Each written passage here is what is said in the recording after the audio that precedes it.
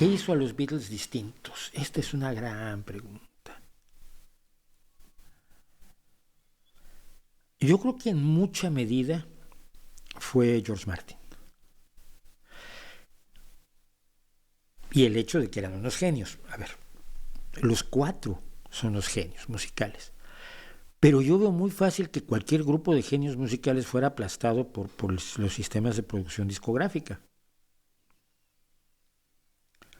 Hasta el momento de los Beatles, la música de los jóvenes era un producto. Se lanzaba el producto para su consumo, luego se quemaba el grupito o el cantantito que pasaba a ocupar un lugar allí de segunda línea, incluso le pasó a Elvis Presley, y venía otro que ocupaba su lugar, y así ibas renovando el producto constantemente. Es una técnica meramente mercadotécnica. Los Beatles entran al mundo musical como un producto.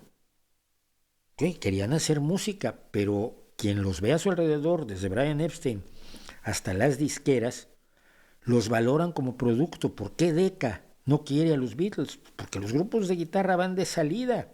Era un genio aquel ejecutivo de Decca que dijo eso, que lo dijo para la historia. Fue la frase. Capitol dijo, bueno, vamos a intentarlo con estos chicos. Y les pusieron de productor a un tal George Martin. Y George Martin oyó que tenían ciertas cosas interesantes, les dijo el baterista, pero vamos, lo pueden usar para las presentaciones en vivo porque da igual, pero para grabar necesitamos a alguien que sepa llevar el ritmo y que sepa hacer un redoble, aunque sea.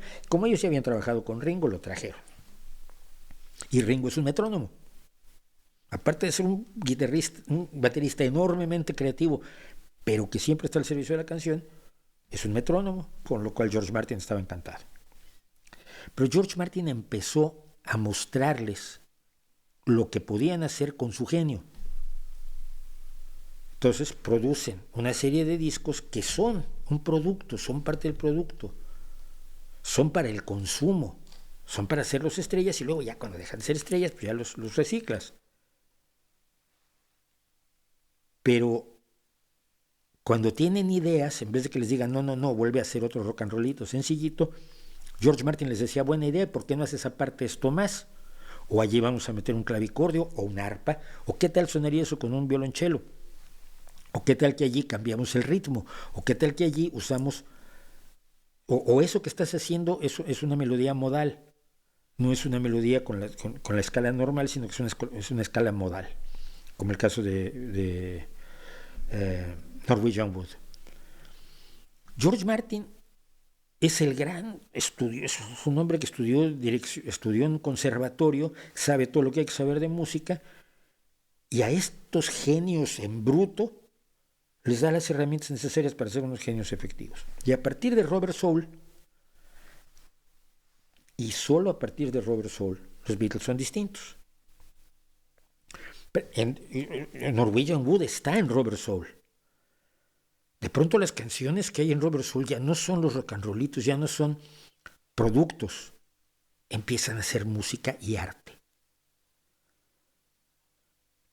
Y podían haber muerto allí, no sé, porque la gente siguió comprándolos. Seguimos comprándolos. Bueno, yo todavía no tenía ni dinero para comprarlos. El primer disco que compré en mi vida fue Sgt. Pepper's. Era 1967 y yo tenía 12 años.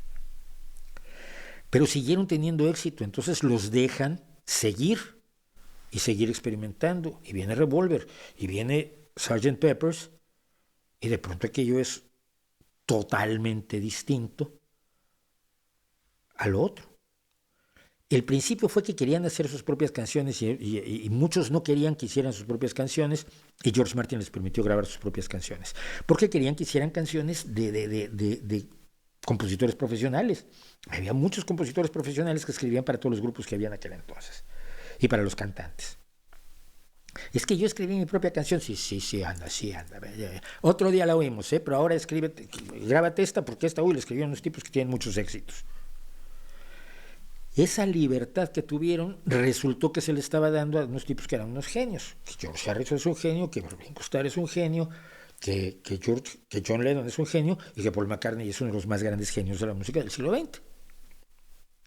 pero que podía no haber prosperado de no ser por George Martin. O eso es lo que yo creo. Puedo estar, por supuesto, totalmente equivocado.